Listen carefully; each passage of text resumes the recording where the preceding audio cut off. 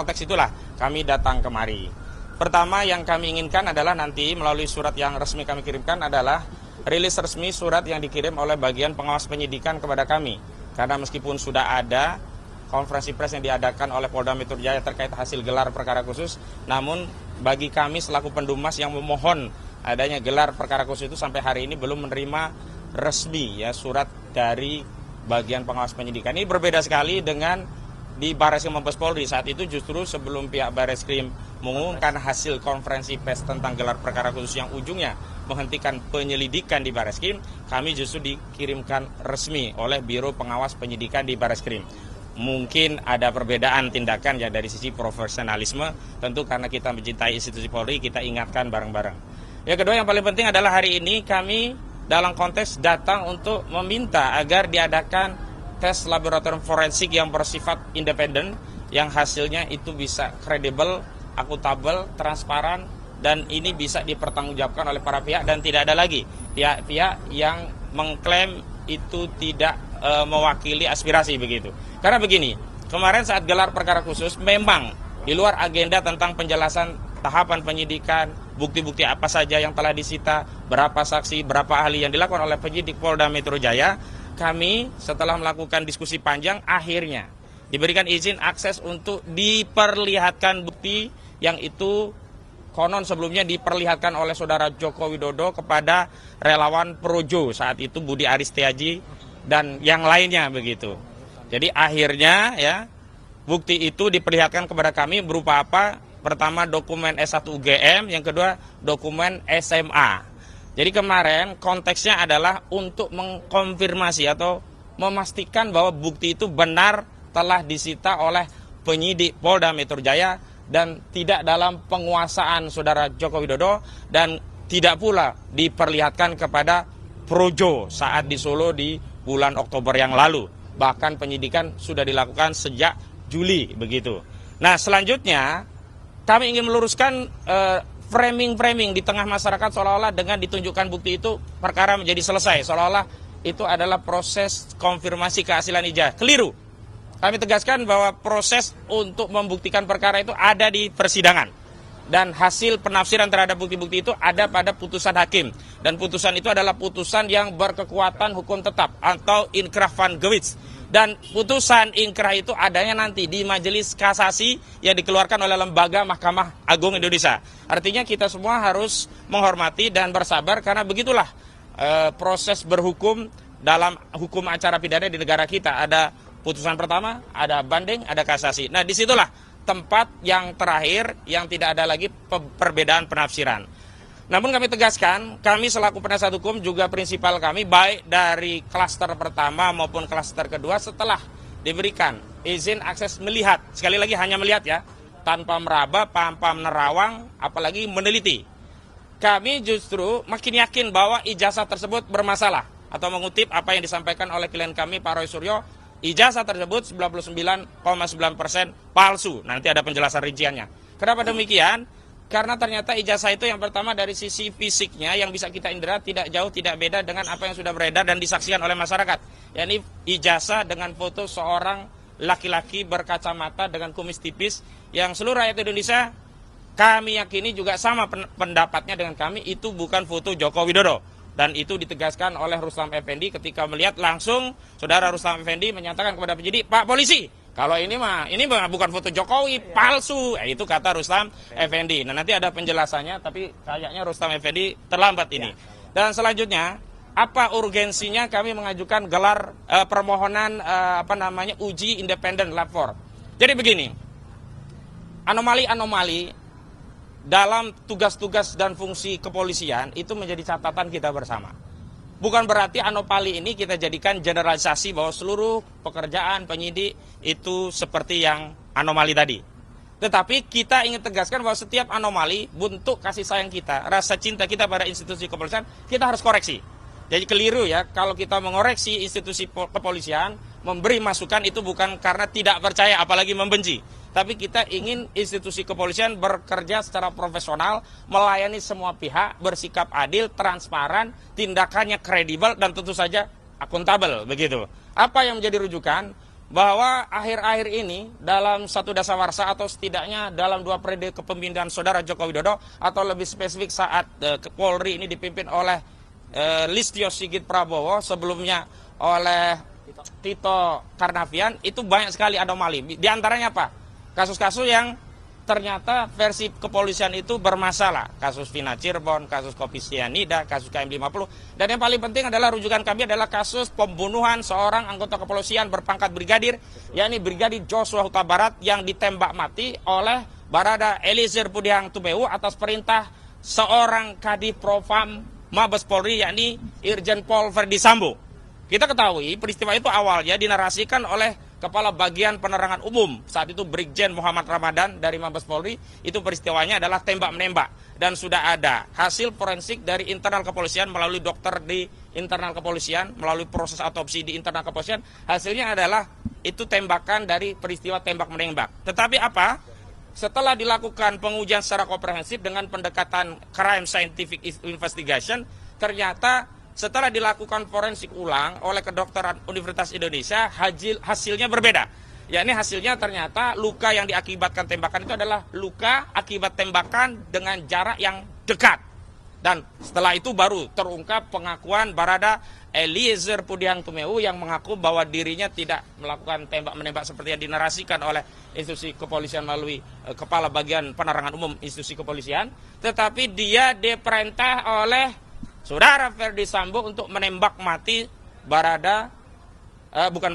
Brigadir Joshua Huta Barat. Nah, setelah dilakukan penyidikan ulang, kasusnya berubah jadi kasus pembunuhan berencana. Karena itu kami melihat bahwa hasil forensik dari Bareskrim saja tidak cukup. Kenapa? Karena anomali yang terjadi pada kasus Barada itu juga mungkin bahkan potensial terjadi di kasus ijazah palsu. Asumsinya sederhana. Untuk kasus penghilangan nyawa saja, institusi kepolisian berani melakukan pembohongan kepada publik melalui narasi lab 4 yang dikeluarkan oleh kedokteran forensik dari kepolisian yang hasilnya ternyata bohong, yang kemudian banyak yang terlibat dan kena sanksi kode etik, apalagi hanya untuk urusan ijazah.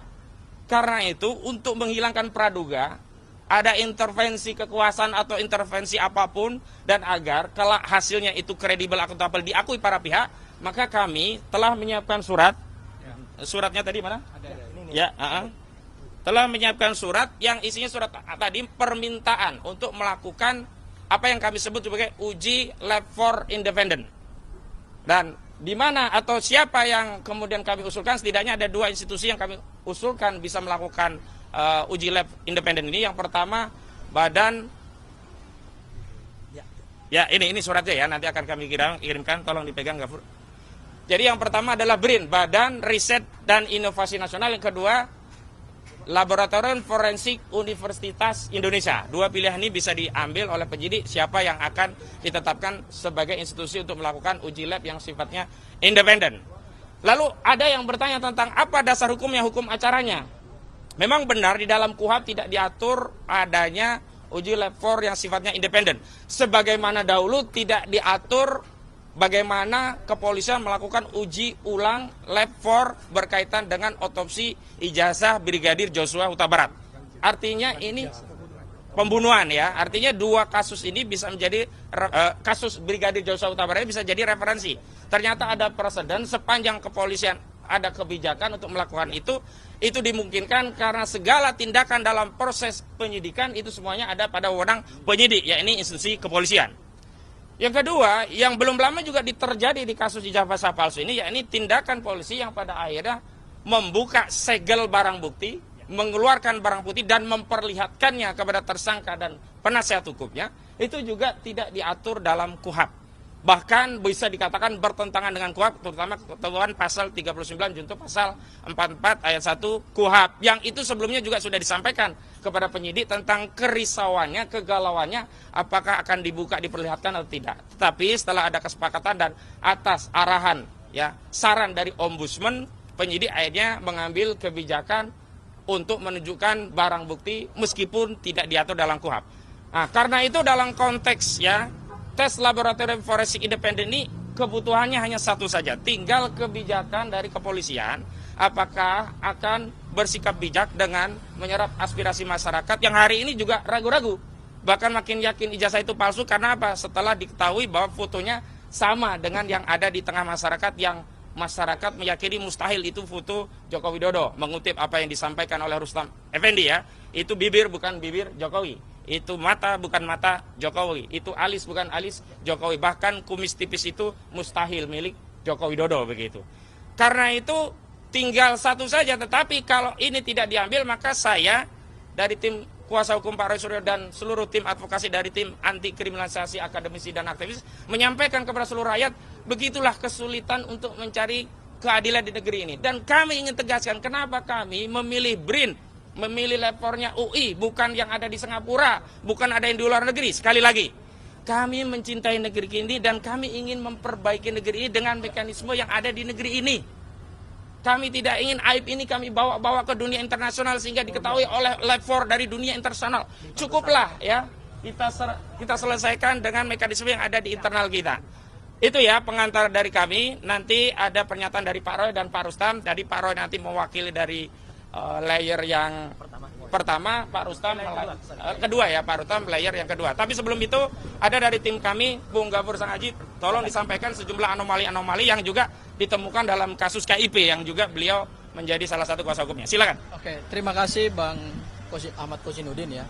Jadi pada hari ini kami menindaklanjuti hasil gelar perkara khusus kemarin, di mana penyidik Polda Metro Jaya telah menunjukkan ijazah Pak Joko Widodo. Dalam kesempatan ini, izin Bang Kosinudin, saya perlu mengklarifikasi beberapa hal. Yang pertama adalah ada pengacara dari pihak Pak Egy Sujana yang mengatakan bahwa beliau memegang ijazah. Kemudian di situ beliau merasakan ada emboss, kemudian di situ beliau mengatakan ada watermark. Saya pastikan bahwa apa yang disampaikan itu adalah keterangan yang menyesatkan publik. Kenapa? Karena pada saat ijazah itu mau dibuka, saya bersama Bang Ahmad Kosinudin adalah dua lawyer yang berdebat sengit dengan pengacaranya Pak Joko Widodo supaya ijazah itu bisa dibuka dalam kerangka transparansi dan akuntabilitas penegakan hukum, dan kemudian didukung juga oleh Ombudsman Republik Indonesia. Pada saat dilakukan gelar perkara khusus itu, detik-detik di mana ijazah itu akan dibuka, ya, saya termasuk orang yang pertama kali maju ke depan, dan saya berdiri di antara penyidik dan Pak Direktur Reserse Kriminal Umum Polda Metro Jaya. Dan saya menyaksikan dengan mata saya sendiri detik-detik di mana ijazah tersebut digunting dari segel yang sudah disegel oleh penyidik Polda Metro Jaya, dan ijazah tersebut diperintahkan, diberikan arahan oleh penyidik Polda Metro Jaya, tidak boleh diraba, tidak boleh dipegang, tidak boleh disentuh. Sehingga saya hanya melihat itu dari jarak yang sangat-sangat dekat. Tetapi karena ada arahan dari penyidik Polda Metro Jaya supaya ijazah tersebut tidak dipegang, maka saya juga tidak memegang ijazah tersebut. Dan ijazah tersebut ditaruh di satu map yang hard case, ada logo UGM-nya, dan dilapisi dengan plastik yang keras. Jadi kalau ada pernyataan dari pengacara Pak Egy Sujana mengatakan bahwa beliau menyelonong, jarinya masuk, saya pastikan itu keterangan yang menyesatkan publik. Keterangan tersebut tidak benar. Karena keterangan itulah yang memberikan kebingungan kepada rakyat hari ini. Bahwa berdasarkan keterangan dari Bunda Eli, ijazah tersebut ada embossnya, ijazah tersebut ada watermarknya. Saya pastikan keterangan tersebut keterangan yang tidak sesuai dengan fakta di dalam gelar perkara khusus. Itu hal yang pertama. Hal yang kedua, pada saat dilakukan gelar perkara khusus itu, ada dua ijazah yang dibuka, yaitu ijazah SMA dan ijazah program sarjana. Dan dua-duanya tidak boleh disentuh dan ditaruh di map yang sangat keras dan dilapisi oleh kertas sehingga tangan kita ini tidak bisa menyentuh. Ya, ijazah tersebut saya pandang secara dekat berkali-kali, bukan hanya satu kali loh, saya pastikan, berkali-kali saya pastikan. Ada banyak sekali kejanggalan-kejanggalan. Terutama, pertama, dari sisi foto. Foto di SMA, di ijazah SMA itu betul-betul kalau kita pastikan itu memang adalah ijazah fotonya Pak Joko Widodo yang berambut gondrong. Tetapi begitu kita periksa secara head to head dengan ijazah program sarjana, itu mohon maaf, fotonya tidak sama seperti program SMA. Ya, itu bisa nanti dijelaskan oleh Mas Roy, karena Mas Roy lah yang juga punya kesempatan untuk melihat ijazah tersebut dari jarak yang sangat dekat dan berkali-kali. Hal yang ketiga, perlu saya sampaikan bahwa gelar perkara khusus kemarin tidak memecahkan misteri ijazah Pak Joko Widodo. Gelar perkara khusus kemarin tidak membuka kotak Pandora terkait dengan ijazah ini asli atau palsu seperti yang dihasilkan dalam hasil penelitian Mas Roy dan Bang Rismon. Kalau ada pihak dari Pak Jokowi mengatakan bahwa ijazah ini kan sudah kami buka kepada penyidik dan sudah kami perlihatkan, jadi buat apa lagi mereka berkomentar? Kalau mau pernyataannya seperti itu, mohon maaf, dari awal Pak Joko Widodo jangan membawa ijazah ini dalam penegakan hukum pidana. Karena kenapa?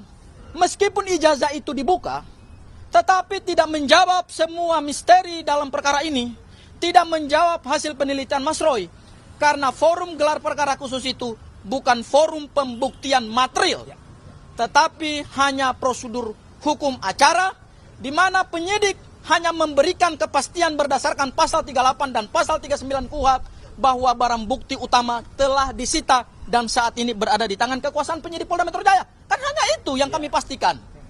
Bahwa ini asli atau palsu, ada embosnya lah, ada itu kan versi mereka. Ya. Kuasa hukum Pak Jokowi Widodo mengatakan bahwa ada emboss, ada watermark, ada lintasan stempel. Ya itu kan selama ini yang mereka kemukakan. Itu kan versi mereka yang selama ini mereka ulang-ulangi. Tetapi secara pembuktian material terhadap pernyataan-pernyataan tersebut tidak bisa dipastikan. Karena apa? Karena kalau kita mau menganalogikan pembuktian ijazah seperti pembuktian mata uang, seperti yang selama ini dikatakan oleh teman-teman dari kubu Pak Joko Widodo. Pembuktian mata uang saya pastikan berdasarkan peraturan Bank Indonesia nomor 21 tahun 2019 tentang pengelolaan mata uang rupiah. Maka cara membuktikan mata uang adalah Bank Indonesia harus menarik mata uang tersebut, kemudian harus melakukan 3D, yaitu dipegang, diraba, dan kemudian diterawang. Bagaimana kita memastikan ada emboss dan ada watermarknya kalau tidak pernah diraba dan tidak pernah diterawang? Hanya dengan melihat dari jarak yang sangat dekat, kan mata ini kan juga ada keterbatasannya.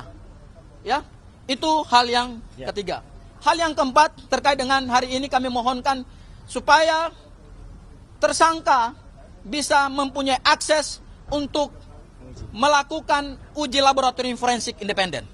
Saya melanjutkan apa yang disampaikan oleh Bang Ahmad Kozinudin tadi. Di dalam hukum acara pidana kita, memang tidak diatur bahwa terhadap hasil laboratorium forensik milik penyidik yang saat ini ada di bawah Bareskrim Polri atau ada di bawah Polri, itu tidak bisa dimintakan pengujian independen. Karena memang tidak ada aturan hukumnya gitu ya. Tetapi perlu kami pastikan bahwa meskipun itu tidak diatur secara terang di dalam KUHP, bukan berarti itu tidak bisa dilakukan. Kenapa? Karena kita perlu ingat bahwa tersangka itu mempunyai hak yang diberikan oleh undang-undang. Di pasal 65, tersangka mempunyai hak untuk mengajukan ahli yang menguntungkan, ahli yang meringankan. Dalam konteks mengajukan ahli yang menguntungkan dan meringankan itu, maka hari ini secara resmi kami mengajukan permintaan agar dilakukan uji laboratorium forensik independen. Kenapa perlu dilakukan uji laboratorium forensik independen? Mohon maaf, ini perkara memang sederhana, perkaranya perkara ijazah. Beda dengan perkara pembunuhan. Tetapi ingat, ijazah ini adalah bukan ijazah sembarangan. Ijazah ini adalah milik mantan Presiden Republik Indonesia. Dan sejarah Indonesia akan mencatat bahwa di tahun 2024 sampai kemudian tahun 2025 sampai tahun 2026 ada seorang mantan presiden yang ijazahnya dipersoalkan. Ada seorang mantan Presiden Republik Indonesia yang dipilih langsung oleh rakyat berdasarkan hasil pemilu yang legitimate dan sudah disahkan oleh negara, ijazahnya dipertanyakan. Tidak mungkin kalau ijazahnya sah, beliau bisa mendapatkan jabatan tersebut. Tetapi karena ijazahnya dipertanyakan hari ini, maka tentu punya dampak konstitusional dan punya dampak demokrasi dan politik terhadap keberlangsungan bangsa kita ke depan. Oleh karena itu, untuk memberikan kepastian hukum, memberikan kepastian politik, dan kepastian bagi perjalanan demokrasi bangsa kita ke depan, maka perlakuan terhadap ijazah ini tidak bisa main-main.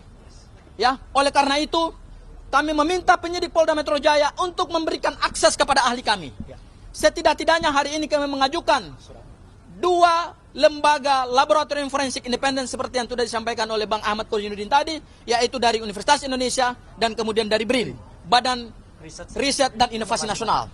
Kenapa kami ingin mengajukan itu? Ada 3 alasan. Yang pertama adalah ini demi kekuatan pembuktian yang berimbang. Tersangka mempunyai hak untuk mendapatkan satu kekuatan pembuktian yang berimbang.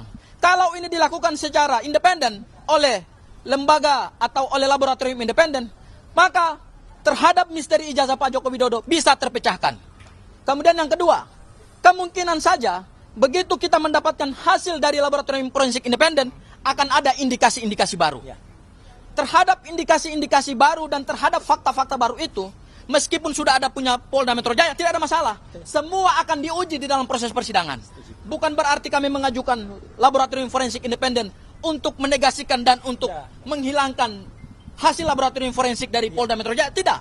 Biarkan saja, tetap itu seperti adanya. Hasil mereka adalah identik. Tetapi kami ingin mengajukan yang baru, supaya kemudian ada perimbangan pada saat nanti dalam proses persidangan, hakim bisa memutuskan mana yang benar dan mana yang salah. Seperti itu ya Mas Roy ya. Barangkali itu dari saya. Saya persilakan buat teman-teman yang lain yang ingin memberikan pernyataan. Silakan Mas Roy. Baik. Assalamualaikum warahmatullahi wabarakatuh. Saya insya Allah tidak akan mengulangi tadi apa yang sudah disampaikan oleh Bang Ahmad Kozinudin dan juga Bang Kufar Sangaji ya. Tapi sebelum memulai, izinkanlah saya mengucapkan selamat Hari Ibu untuk ibu-ibu yang hari ini memperingati Hari Ibu. Dan nah ini ibu-ibu kita dari ARM yang khusus menggunakan kostum untuk memperingati hari. Yang kedua, kami ingin mengaturkan ucapan duka sedalam-dalamnya untuk senior kami ya, Pak Asrul Hanun ya, dari UI Watch yang telah berusia 80 tahun yang pagi tadi dipanggil oleh Yang Maha Kuasa, dan termasuk beberapa hari yang lalu ya Bapak almarhum Maijen Samsu Dalal yang juga sudah dipanggil oleh Sang Khalik ya. Semoga beliau-beliau mendapatkan tempat yang terbaik di sisi Allah Subhanahu wa taala. Nah, saya ingin menegaskan saja bahwa apa yang terjadi kemarin pada saat gelar perkara khusus itu adalah termasuk diawali dengan ketika izin sini. Tuh, mic penting ini. Nah, termasuk ketika kami juga menyerahkan ya hasil research yang sudah diterima langsung ya oleh Pak Direskrim ya Pak Iman Imanuddin, yaitu kenapa kami melakukan analisis ijazah yang 99,9% palsu ya. Dan saat itu juga saya terangkan, jadi kami itu ya, saya, Dr. Rismon, Dr. Tifa itu mempresentasikan, dan pada saat presentasi tidak ada sanggahan apapun ya. Jadi detail banget soal mulai dari kausa prima, kemudian sampai dengan ketika kami melakukan analisis kebohongan terhadap Andi Aswan yang dia hanya menggunakan postingan Dian Sandi, sampai dengan UGM yang ternyata hasilnya adalah logonya dirusak oleh Aswan, siapa namanya, si Andi Aswan ya, ketika itu sebenarnya diposting oleh Dian Sandi. Ini sudah diterima langsung waktu itu oleh Pak Direskrim Pak Iman Imanuddin. Izin titip. Nah, apa yang tadi disampaikan untuk sama-sama teman-teman semua itu membayangkan di dalam, inilah map hardcover yang waktu itu ada. Jadi artinya map ini keras dan ini sama sekali tidak keluar dari plastiknya. Ini ketika orang namanya Wahyudi, ini adiknya Iriana, waktu itu menyerahkan kepada Mabes Polri. Kondisinya seperti ini. Bahkan yang aneh sebenarnya, kalau saya perhatikan, di map ini noktah atau kotoran yang ada di sebelah kiri ini tidak terlalu nampak. Kemarin tampak sekali. Saya jadi berpikir, apakah ini barang yang sama? Jangan-jangan ada barang yang lain. Jangan-jangan, sekali lagi. Karena di sini sama sekali nggak ada watermark. Sama sekali nggak ada emboss. Kenapa? Karena waktu itu kita belum mempermasalahkan watermark, belum mempermasalahkan emboss. Jadi jangan-jangan ada modifikasi lagi yang dilakukan terhadap ijazah yang ada di sini. Kenapa? Karena watermark dan embossnya itu tipis sekali. Dan itu hanya secara grafis, secara visual, tidak bisa kami raba. Ya, karena itu sangat mungkin. Kenapa tipis? Karena kalau tebal nanti menimpa semuanya lagi. Nah, nanti saya jelaskan. Kenapa saya bisa melakukan analisis ini? Izin, Pak. Saya terangkannya, mohon maaf sekali lagi, jelek-jelek gini. 30 tahun yang lalu saya adalah juara nasional lomba fotografi. Juara nasional loh, juara 1. ya lomba fotografi nasional Piala Parpostel. Pada saat tahun yang sama saya juara 1 lomba perkebunan, foto perkebunan, dan juara 2 lomba iptek Piala Pak Habibie waktu itu. Ya, dan saya juga orang yang tidak hanya berkutat di dunia fotografi motret. Saya adalah orang sejak SD. Sekali lagi, sejak SD, sejak tahun 78, saya sudah mencetak foto di kamar gelap sendiri di rumah saya di Pakualaman. Jadi saya mengerti betul apa itu fixer, developer, kemudian pengembang dan lain sebagainya. Jadi foto itu bisa kita cetak sendiri, tapi kemudian hasilnya pun tergantung kualitas bahan kimianya. Saya menulis tulisan panjang di beberapa media bahwa kalau prosesnya tidak benar, maka foto itu usianya kurang dari 10 tahun itu sudah ada tanda-tanda dia menghilang gambarnya atau bluish atau blur, ya. Dan itu yang terjadi, izin, pada ijazah ini. Yang kemarin kita lihat seperti ini, fotonya sangat jelas, sangat tajam.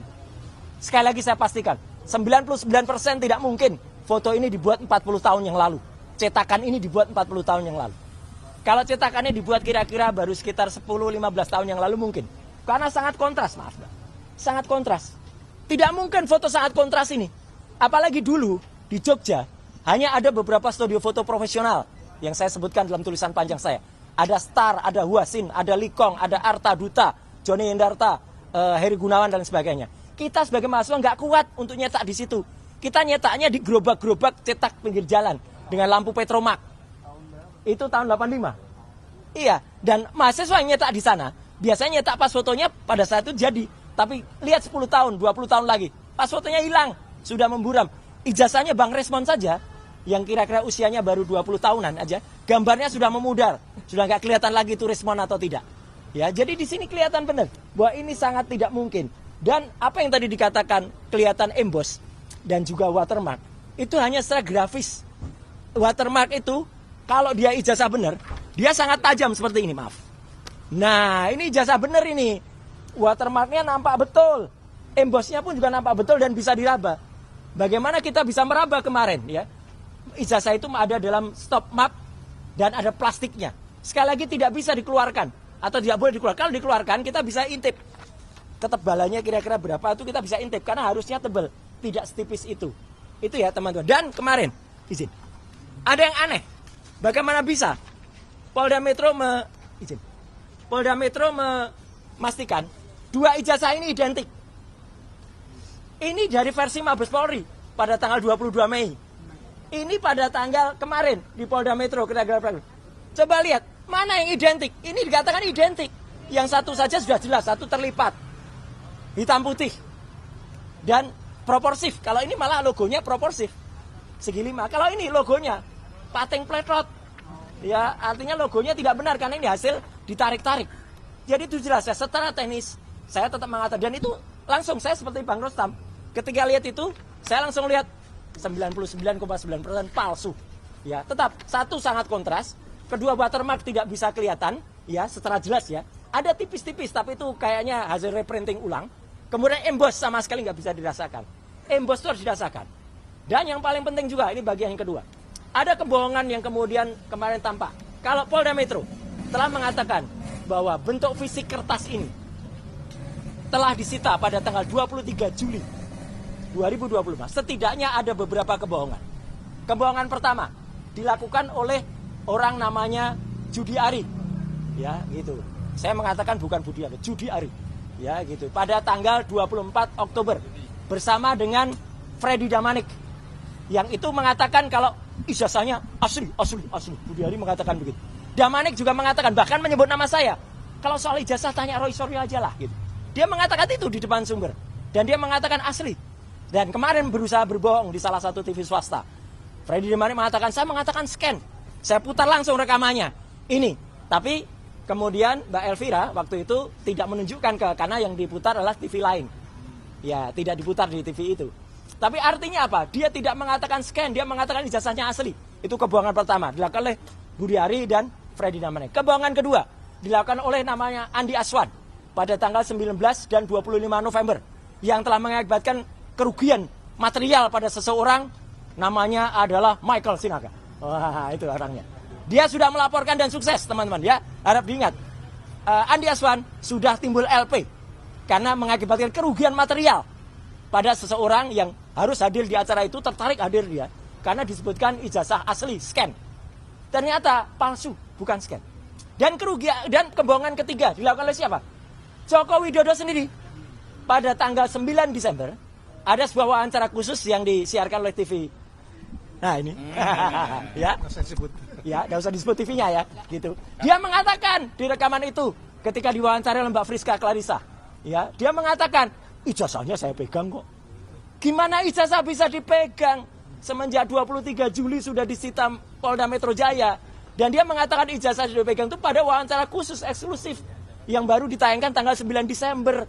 Jadi setidaknya ada tiga pihak yang melakukan kebohongan pada tanggal 24 Oktober, pada tanggal 19 dan 25 November, dan pada tanggal 9 Desember. Ketika itu diputuskan. Jadi sekali lagi teman-teman semua, saya bisa pastikan, sekali lagi, 99,9% ijazah yang kemarin disampaikan pada gelar perkara khusus itu adalah palsu. Dan nggak apa-apa kalau tadi rekan Kosinudin sedikit slip of tongue, biasa ya. Namanya wakil rektor UGM saja, slip of tongue, mengatakan Joko Widodo sukses telah lulus dari Fakultas Kedokteran. Ya, Mas Kosinudin tadi mengatakan ini ijazahnya Joshua. Ya tipis lah antara ijazah dengan jenazah, ya gitu. Ya kan sama-sama azah. Kita juga punya lawyer namanya azah kan. Nah itu ya. Ya, nah itu azam kan. Jadi artinya ya kami insya Allah kalau ini tidak slip of tongue. Jadi kami semua ketika gelar perkara khusus itu benar-benar melihat bahwa pada saat gelar perkara khusus kami tidak melihat dengan jelas yang namanya watermark ya. Kalau ada itu grafis. Emboss tidak bisa emboss itu harus diraba. Bagaimana kami bisa memegang, meraba, itu tidak dikeluarkan. Dan kalau ada tangan seseorang yang katanya kami bisa meraba, menembus. Apa bisa tangannya menembus? Nggak mungkin tangan itu menembus begitu ya. Nggak mungkin. Karena tangan yang menembus itu adalah dia harus masuk ke dalam plastik. Tidak mungkin tangan itu bisa masuk ke dalam plastik dan kemudian menembus macam itu. Susah kemudian kalau melakukan itu gitu ya. Jadi artinya kecuali dia bilang, mungkin ijazahnya pendek, tapi ijazahnya juga bisa panjang. Wah, itu baru bisa ya. Itu baru keluarnya pendek dan panjang. Tapi kalau namanya ijazahnya tangannya bisa menembus, sama sekali tidak mungkin. Saya kira itu ya penegasan dari saya. Oh, materainya juga ada materai hijau, ada merah. Itu nanti termasuk salah satu yang akan kita challenge pada saat itu karena tidak semua kita beberkan ya. Karena pengalaman kita cerita soal emboss, kita cerita soal watermark diikuti. Itu ya, jadi itu yang tidak bagus. Jadi kira-kira itu teman-teman semua. Dan tadi ada salam juga dari Dr. Ismon, salam dari Dr. Tifa. Kita RRT tetap bersatu di bawah kuasa-kuasa hukum kami semuanya. Sekian, terima kasih. Wassalamualaikum warahmatullahi wabarakatuh. Ya, Pak Rustam. Bang Rustam yang lihat langsung dan menyatakan, palsu itu. Bismillahirrahmanirrahim. Assalamualaikum warahmatullahi wabarakatuh. Saya mewakili kloter pertama kawan-kawan kami yang 5 klaster pertama. Saya Bang Egy Sujana, terus Ibu Kurnia, Bang DHL, dan Bang Rizal Fadilah. Artinya saya pribadi saya mendukung apa yang dilakukan oleh kuasa hukum kami untuk melakukan lab forensik independen. Karena apa? Karena saya sendiri tidak percaya dengan hasil kemarin yang diperlihatkan di meja itu, kalau itu foto ijazahnya Jokowi. Saya orang yang pertama sewaktu itu bilang kalau itu bukan Jokowi. Dan saya juga orang yang mencari tahu siapa pembuatnya. Kalau hari ini Jokowi diyakini oleh kami itu palsu ijazahnya, artinya ini ada pembuatnya. Pembuatnya itu kami tahu gitu loh. Jadi kami minta supaya untuk kepentingan bangsa, apa yang diajukan oleh kuasa hukum kami dapat dipenuhi oleh Polda Metro Jaya. Saya nggak panjang lebar, saya akan terus berjuang dan kami bersama dengan Bang Roy Suryo, Bang Rismon dan Dr. Tifa dan lawyer lainnya untuk mendukung membongkar ijazah palsu Jokowi yang saya meyakini bahwasanya foto itu bukan fotonya Jokowi. Foto itu foto orang lain. Dan tidak mungkin itu Jokowi. Kira-kira seperti itu. Wabillahi taufiq wal hidayah. Wassalamualaikum warahmatullahi wabarakatuh. Waalaikumsalam warahmatullahi wabarakatuh. Oke. Assalamualaikum warahmatullahi wabarakatuh. Pegang ini sebenarnya. Oke. pada gelar perkara khusus kemarin itu ada 2 klaster ya, 2 klaster 2 session. Dimulai dari jam 10.30. Jadi yang namanya gelar itu kita perlu menyampaikan kalau gelar itu mestinya dagangan itu digelar gitu ya. Iya. Dagangan digelar, katakanlah 702 alat bukti ya digelar. Kemudian proses BAP saksi-saksi itu ditunjukkan. Tapi ini bukan gelar. Karena yang materi pokok yang ditunggu adalah ijazahnya itu. Ya. Itu ditunjukkan di akhir-akhirnya, di ujung-ujungnya. Jadi tentunya kalau kita bilang gelar tadi kan di jembreng gitu ya, tapi itu bukan itu. Jadi itu yang dapat kita sampaikan. Pada klaster pertama itu dimulai jam 10.30, itu selesainya jam setengah 5. Itu pun pada saat ijazah itu ditunjukkan, itu udah lewatin jam 4 itu. Jadi mereka udah kelelahan baru ditunjukkan. Nah, untungnya di sini juga panitia yang melaksanakan itu kurang jeli juga. Hasil proses itu udah dilirik juga sama teman pada klaster kedua ini yang dimulai pada 16.30. Mereka ditunjukkan ijazahnya itu, kalau yang lain-lain udah disampaikan ya, ditunjukkan jam 22.00. Itu dengan waktu hanya 5-7 menit. Tapi Pak Roy Suryo ini sudah mempersiapkan semuanya. Apa yang mau dia lihat dari selembar ijazah, 2 lembar ya ijazah itu ya. Sehingga poin-poin S1 sama SMA. Kemudian itulah yang dapat dia simpulkan begitu dia keluar, ya disampaikan di ruangan itu kalau 99,9% ijazah itu palsu. Saya pikir yang dapat saya sampaikan masih ada. Satu lagi ya, dari TPUA, bahwa TPUA tetap konsisten berjuang membongkar. Ini sekjennya, silakan Pak. Ya, jadi berawal dari proses perkara ini kan muncul dari TPUA. Ya, TPUA ini sudah melakukan proses yang cukup panjang sampai detik ini. Berkumpul semua lawyer, berkumpul juga Mas Roy, RRT lah paling tidak, dan semuanya, termasuk 5 orang tadi yang disebut. Konteksnya apa? Konteksnya sampai detik ini TPUA itu saya sebagai sekjen, jadi cukup dengarkan dari saya dan wakil sekjen, wakil ketua umum. Sementara itu, tapi paling tidak saya tidak perlu menjelaskan kembali apa yang tadi sudah dijelaskan panjang, sudah selesai. Cuman saya menjelaskan bahwa TPUA itu adalah saya sekjen masih sampai detik ini, dan dimulainya perkara ini dari TPUA. Jadi TPUA yang terus menggalang sampai detik ini menjadi satu semuanya, sehingga ini kan tujuannya hanya mencari keadilan sesuai dengan apa yang disebut prediktif, responsibilitas, transparan, berkeadilan. Dan itu yang kita minta, presisi itu maksudnya, tidak ada cara lain. Jadi kalau tadi hanya mau mengajukan untuk independen ke BRAN sama ke UI, saya kira nggak ada masalah itu. Kalau itu dicari sebuah kebenaran kan sudah ada jurisprudensinya, kasus Sambo. Saya kira itu aja, cukup. Terima kasih. Penutup sedikit aja, tadi ada yang terlupa. Jadi sekali lagi teman-teman semua, tadi lupa saya katakan bahwa kami selaku klien dan ke-8, insya Allah kami semua mendukung adanya upaya untuk melakukan uji forensik secara independen. Dan kenapa kami usulkan untuk UI? Karena tadi jelas ya alasannya, karena UI lah yang juga membongkar terjadinya perselisihan pendapat dan akhirnya membuka kedok ketika terjadi kasus Freddy Sambo. Dan kenapa BRIN? Karena Indonesia itu memang punya Badan Riset Inovasi Nasional. Dan yang namanya uji forensik itu, lembaga Lab 4 itu, di negara-negara maju, Venezuela, Kanada, Amerika, dan beberapa negara Eropa, itu memang independen, tidak di bawah kepolisian. Karena sudah jelas ada beberapa kasus yang ada di sana, yang kemudian itu terjadi tidak objektif ketika di bawah lembaga penegak hukum. Jadi supaya independen semuanya sadar, dan kalau bisa saling korektif, itu seperti kemarin ketika gelar perkara yang pagi, tadinya tidak mau dibuka ijazah itu, tapi karena ada lembaga independen namanya ombudsman lah yang mendesak, kemudian itu harus dibuka.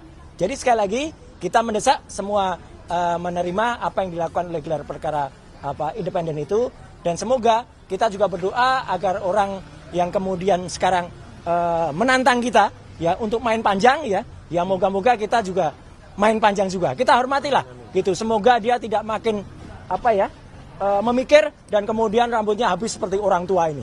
Ya, gitu. Nah, kalau rambutnya habis itu jadi orang tua kayak gini nih. Ya, gitu ya. Sekian, terima kasih. Wassalamualaikum warahmatullahi wabarakatuh. Ya. Terkait dengan ini kan dipilih UI, lalu ada satu lagi dari BRIN. Koordinasinya sampai mana atau bagaimana? Kita sedang mengajukan surat kepada Polda untuk mengizinkan gelar perkara independen terlebih dahulu. Dan setelah itu kita juga secara secara paralel kita juga mohon kepada teman-teman di UI, teman-teman juga di BRIN untuk menerima itu. Nanti prosesnya akan kita beritahukan. Ya, kalaupun terjadi misalnya ada 1-2 lembaga misalnya yang tidak jadi, kita juga masih banyak kok pilihan. Ada kampus lain, ada kampus ITB, ya, ada TNI itu juga punya ya lembaga forensik juga. Jadi artinya itu ya, dan itu nanti akan dikoordinasi oleh Pak Ahmad Kosinudin yang akan segera menutup gelar ini. Oke, atau Bang Asam ya, atau siapa Pak Kosinudin? Oke, terima kasih. Baik, terima kasih rekan-rekan sekalian. Mudah-mudahan dengan dibentuknya lab forensik independen ini akan membuka kotak Pandora dan mengakhiri polemik ijazah palsu ini, dan negara kita bisa membangun dan menatap masa depan. Dan kita hari ini juga prihatin dengan saudara kita, mudah-mudahan dengan keterbukaan juga bisa menyebabkan pemerintah bisa lebih objektif dalam melihat kasus ini, sehingga kita juga bisa berfokus kepada saudara kita yang hari ini ditimpa bencana di Sumatera. Mudah-mudahan mereka diberi kesabaran dan segera ada solusi, dan kita semua ikut mendoakan mereka semua. Amin ya rabbal alamin. Terima kasih semuanya ya. Oke, wassalamualaikum. Ya. Jadi 9 Desember itu Kompas ya? Ini sama punya. Oh.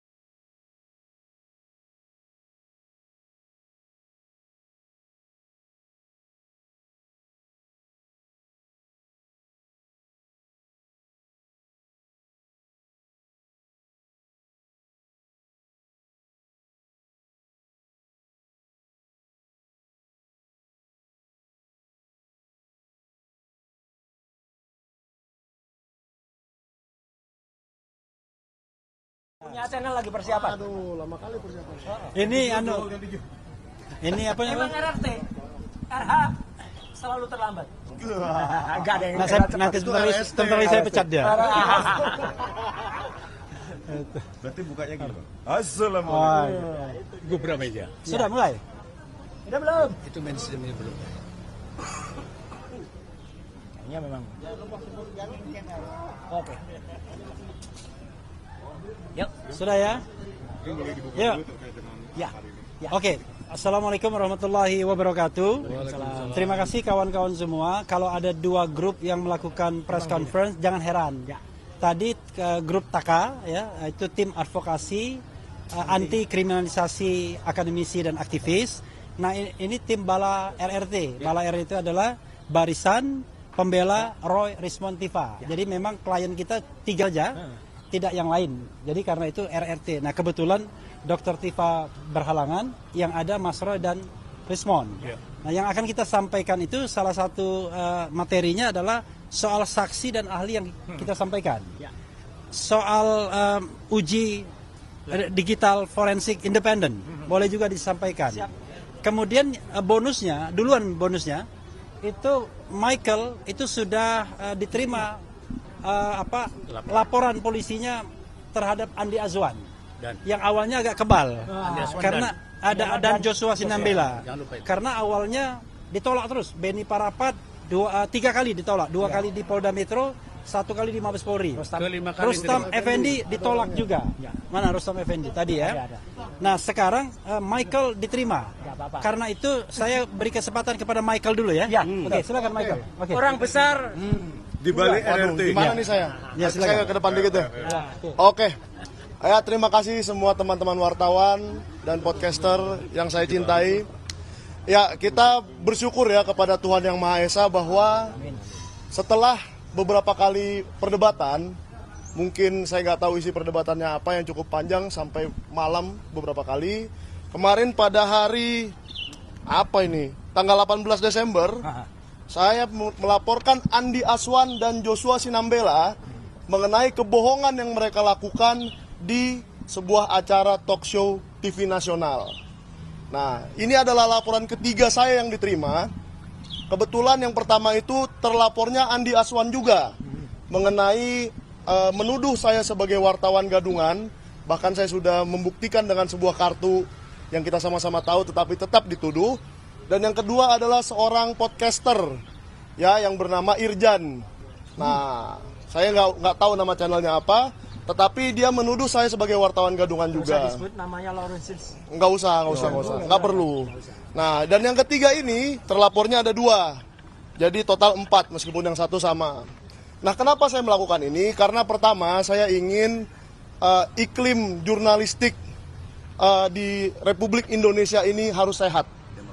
Harus sehat, harus demokratis, harus bertujuan untuk mencerahkan dan memberi edukasi kepada publik.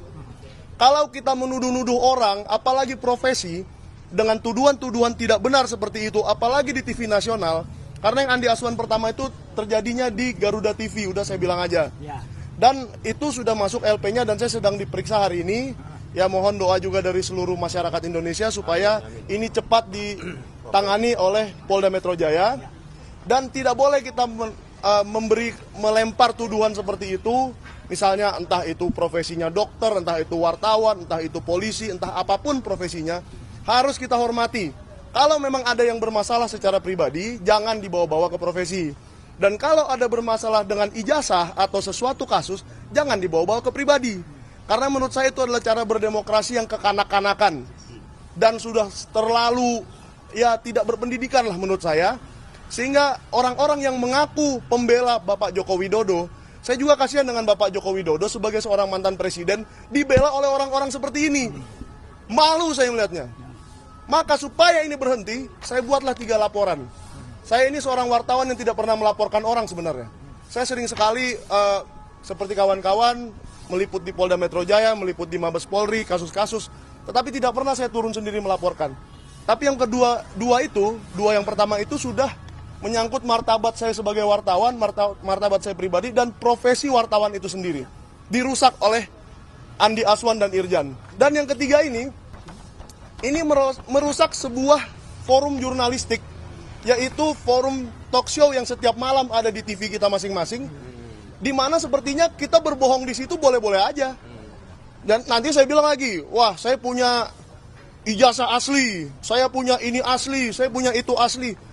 Dengan sembarangan. Nah inilah yang saya laporkan adalah dia mengatakan ada scan ijazah asli Joko Widodo dan itu terbukti tidak benar gitu loh. Maka laporan saya diterima.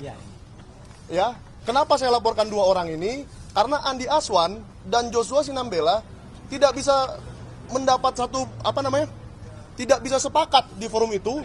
Ini punya saya dari kau dari saya dari kau. Maka ya sudah, dua-duanya kita laporkan, diterima, dan himbauan saya kepada 2 orang ini, Andi Aswan dan Joshua Sinambela, datanglah, jangan mangkir. Datanglah sesegera mungkin saat dipanggil, dan perjelas siapa sebenarnya yang memproduksi barang itu. Ya, kalau Andi Aswan yang memproduksi, katakan itu. Kalau Joshua yang memproduksi juga katakan sebenarnya. Karena Joshua itu juga profesinya ahli forensik seperti Bang Rismon ini. Dan mungkin dia juga merasa terlecehkan ya profesinya dengan kelakuan si Joshua itu. Maka dengan ini saya meminta pada kita semua masyarakat yang apalagi kita yang terdidik dan mengaku ahli, ayo kita hentikan klaim-klaim yang tidak berdasar seperti ini. Kita hentikan kelakuan-kelakuan kekanak-kanakan seperti ini, apalagi di TV nasional, apalagi Anda sudah diberikan sebuah forum yang luar biasa berpengaruh kepada seluruh Sabang sampai Merauke, semua menonton, ya, apalagi ke luar negeri pun ditonton. Saya sampai sekarang masih dituduh oleh netizen yang saya tidak tahu namanya sebagai wartawan gadungan sampai sekarang. Jadi efeknya ini sangat besar dan Anda harus bertanggung jawab, Anda harus responsibility Anda yang sudah diundang ke forum itu forum Anda harus pergunakan dengan bertanggung jawab, ya. Dan ini 3 laporan saya ini adalah tempat Anda untuk bertanggung jawab. Andi Aswan, Irjan, dan Joshua Sinambela, tanggung jawablah dengan kata-kata kalian. Sekian saja dari saya. Saya kembali dulu ke dalam. Fokus kepada siapa pelakunya. Yang pertama, Andi Aswan itu menuduh saya wartawan gadungan di Garuda TV. Itu sudah jelas dia yang melakukan. Pidana atau tidak kita serahkan ke penyidik. Yang kedua, Irjan itu membuat di podcastnya bahwa saya itu dicari di website Dewan Pers dan tidak ketemu. Padahal saya pergi ke Dewan Pers ketemu. Nah, berarti kan dia berbohong lagi. Nah, tinggal dibuktikan lagi di penyidik. Yang ketiga ini di TV-nya yang satu ini ya, yang tidak usah saya sebutkan namanya. Nah, di situ mereka bertengkar. Ah, itu dari kau. Saya tidak tahu. Punya kau dari mana? Saya tidak tahu file itu dari mana. Loh, kan kasihan TV-nya, media yang sudah. Judul acaranya juga eksklusif loh. Judul acaranya eksklusif, scan ijazah Jokowi ditampilkan. Scan ijazah asli. Asli. Nah, itu tadi kata Pak Roy juga ya, saya tambahkan. Kenapa saya melaporkan? Saya bilang ke penyidiknya, ke SPKT, saya ke situ itu datang pakai duit. Saya bayar ongkos sendiri. Ya, saya meluangkan waktu saya berjam-jam, bahkan hampir 5 jam. Ya, dari perjalanan sampai perjalanan pulang hampir 5 jam. Lalu saya di situ dipertontonkan sesuatu file yang menyerupai ijazah, tapi ternyata tidak benar gitu loh. Jadi apakah besok TV Anda juga mau ditipu seperti itu? TV lain mau ditipu seperti itu? Dan podcast-podcast kami pun yang selalu dia kelilingi berkali-kali episode, mungkin sudah puluhan episode, mau ditipu semua. Saya tidak bisa membiarkan ini karena ini adalah profesi saya. Sebagai jurnalis kita tidak boleh diam. Saya juga mengajak kawan-kawan di sini semua tidak boleh diam ya. Semangat. Ditipu terus kita seperti ini. Oke, terima kasih, saya ke dalam dulu. Wassalamualaikum warahmatullahi wabarakatuh. Belum, lanjut lagi saya. Ya, jadi kawan-kawan semua, kenapa pelaporan terhadap Andi Azwan, Joshua Sinambela itu penting? Karena klien kami ini, RRT, Roy Suryo, Rismon Sianipar, Tifauza Tiasuma, itu kan dikenakan pasal 35. Pasal 35 Undang-Undang ITE 2008 itu mengatakan mengedit dokumen agar seolah-olah jadi otentik. Nah, ternyata bukan klien kami yang melakukan itu. Secara teoritis kan yang potensial melakukan itu adalah Andi Azwan. Karena Andi Azwan mengatakan ini dari scan asli ijazah Jokowi. Padahal secara kronologis itu nggak masuk akal. Kenapa? Karena ijazah Jokowi itu disita, sokol ya, ijazahnya yang analog itu disita pada tanggal 23 Juli 2025 berdasarkan gelar perkara khusus kemarin. Dan penetapan pengadilan negeri Surakartanya 24 Juli. Jadi dari mana dia bisa mendapatkan scan asli tersebut? Karena kalau mau scan kan harus dari ijazah analognya. Ijazah analognya sendiri kita masih persoalkan apakah itu asli atau tidak. Mas Roy tetap berkeyakinan 99,9% palsu. Lalu dia nyeken dari mana? Itu yang jadi persoalan, ya kan?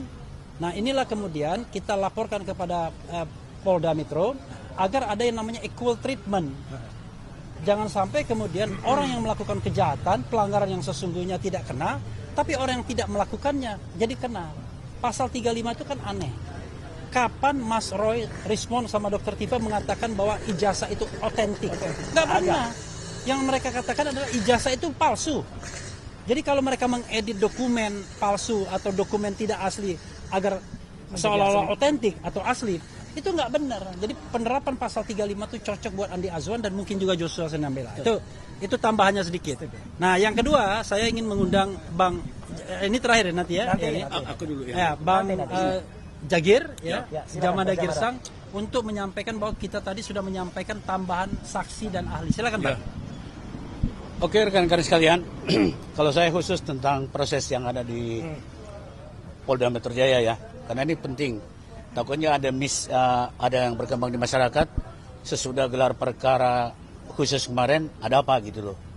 Jujur, saksi ahli yang kita sudah ajukan waktu gelar perkara itu ada 3 orang. Tapi saya nggak perlu spill namanya. Kemudian hari ini kita tambahkan lagi 3 ahli. Berarti total semua 6 ahli. Dan 3 saksi adjured. Sebagai informasi, ahli yang kita ajukan hari ini adalah satu, saya sebut namanya adalah Rocky Gerung. Dan sudah confirm melalui Dr. Tifa bahwa Rocky Gerung akan menjadi saksi ahli, dalam proses perkara berikutnya. Kapan itu dipanggil, kita belum tahu. Ini kan sudah mau libur akhir tahun segala macam. Sing penting hari ini kita menambahkan 3 ahli dan 3 saksi biasa. Ini saya kira penting sekali agar nanti jangan ada mispersepsi bahwa sebelum akhir tahun ada ini gitu loh. Jadi semua ahli itu akan diperiksa dulu sesuai dengan prosedur.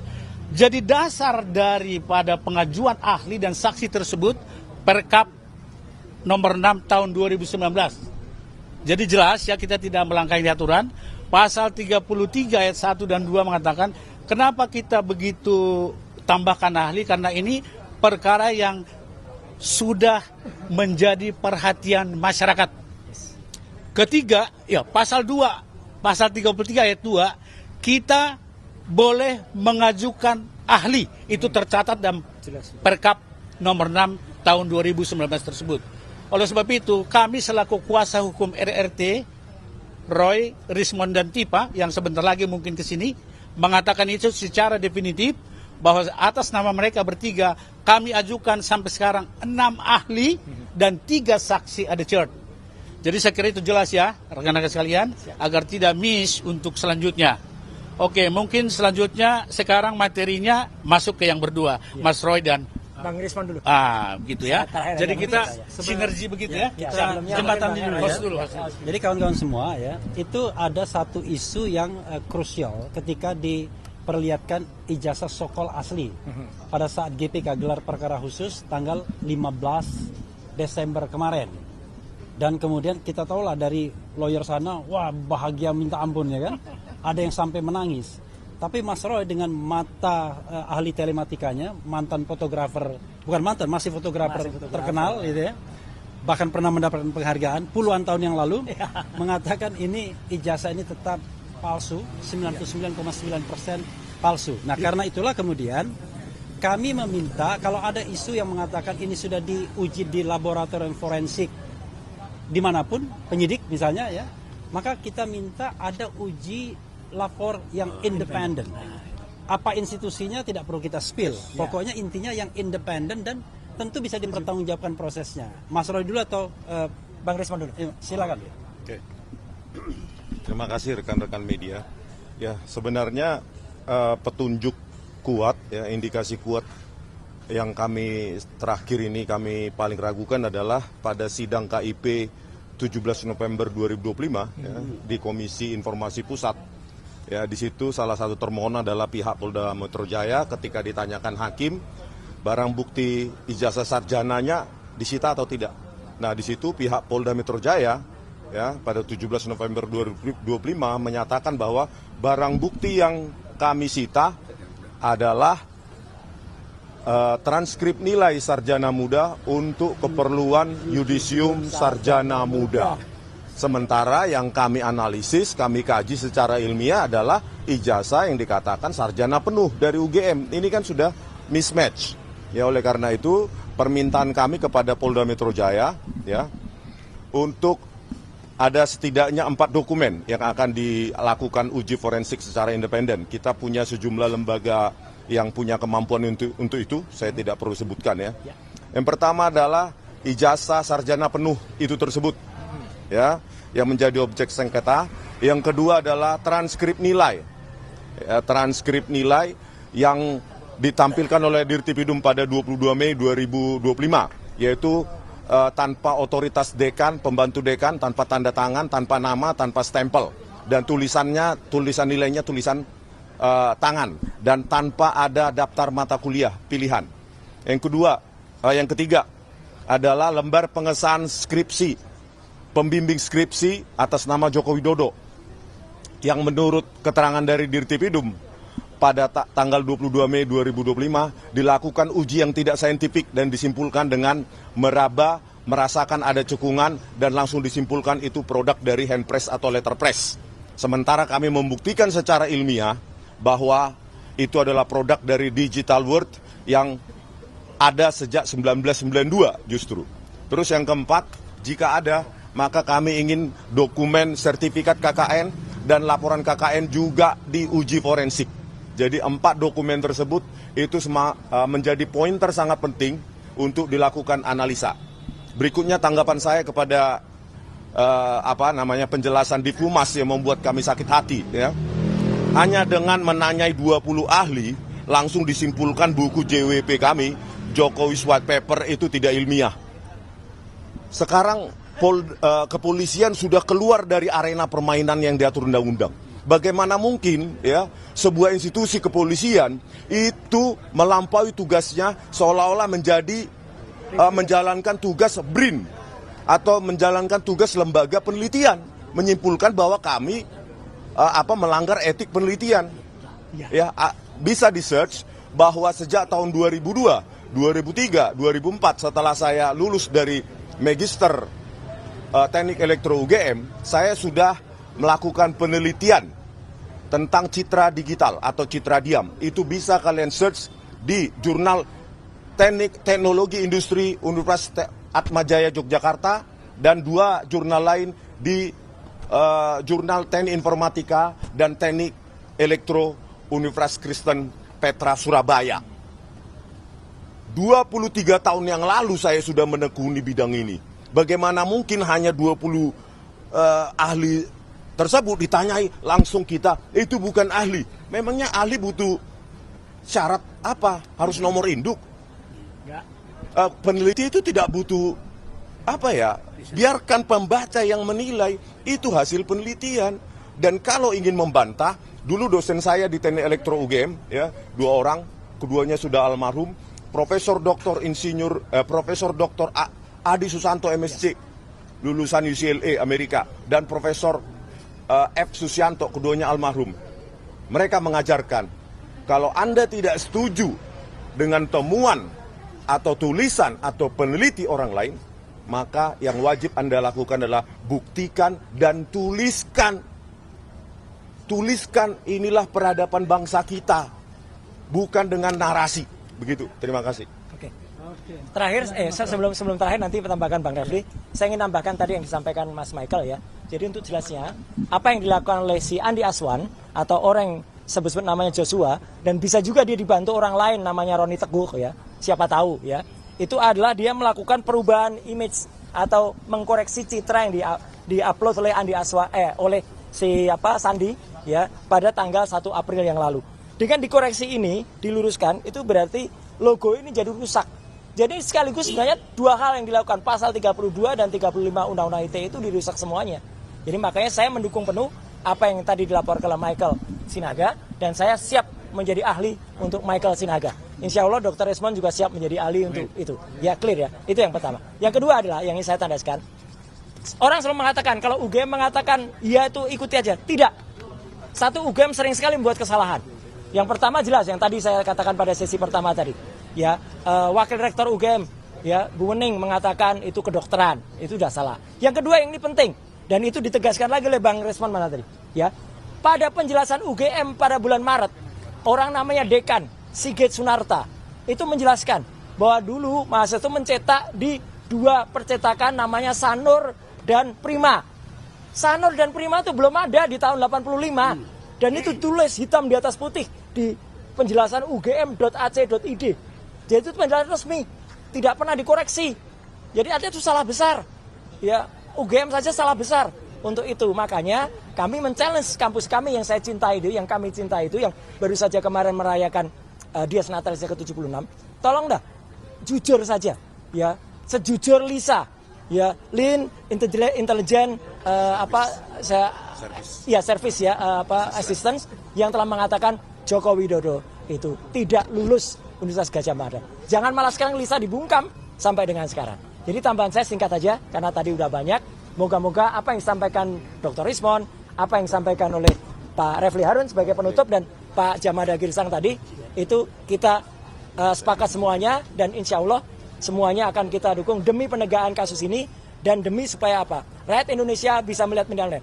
Terakhir, tadi yang ditantang oleh Dr. Rismond, insya Allah saya lakukan nanti sore jam 6. Silakan nonton Sapa Malam di salah satu TV, tidak tahu TV apa itu ya.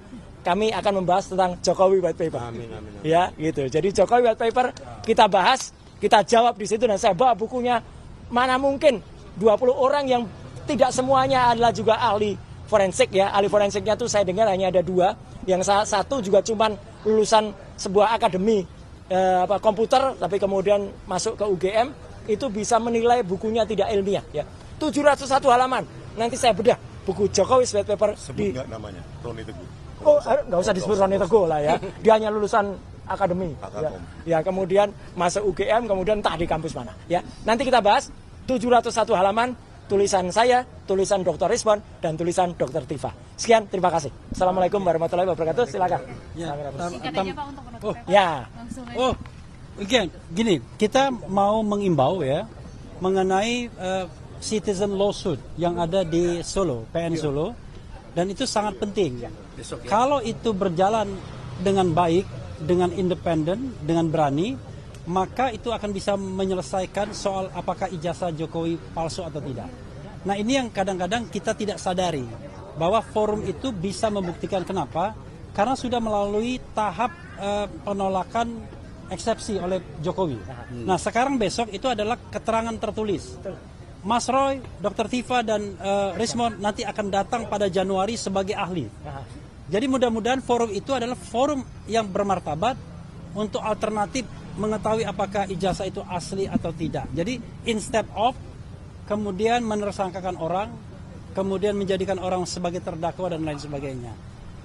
Jadi mudah-mudahan kawan-kawan sekalian kita juga keep on eye terhadap itu ya.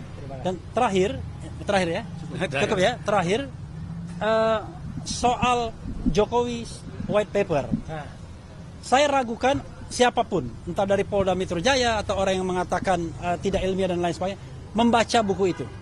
Mungkin saja membeli, tapi membaca tidak. Bagaimana Anda bisa mengatakan sebuah buku ilmiah atau tidak kalau Anda tidak membacanya? Nah, kalau Anda membaca, maka mudah-mudahan Anda seperti Dr. Ridho Rahmadi yang sangat surprise dan mengatakan bahwa tulisan itu pantas diganjar dengan gelar doktor. Bisa dicek ya, ada Pak Prof. Tono Saksono juga, dan mereka bikin anotasi bagaimana referensi dibuat luar biasa. Jadi tolong MNC TV dan lain iNews, tolong dilihat bukunya, tidak hanya sekedar bahwa ada statement dari orang yang sebenarnya belum memiliki pengetahuan yang cukup untuk menilai. Makasih ya. Oke, kawan-kawan semua. Wassalamualaikum warahmatullahi wabarakatuh. Saya besok nggak ke Solo karena diundang salah satu TV dengan 3 pemretnya untuk bikin acara spesial. Jadi kami ke Solo nanti. Ada yang siang ini, ada yang malam ini, ada yang nanti subuh nanti. 3 pemret. Kami sore ini. Hah? Siang ini jam 3. Iya. Apa urusan besok? Jam 3. Akhir tahun. Good luck ya. Hati-hati. Masih ada 3 langsung. Di Solo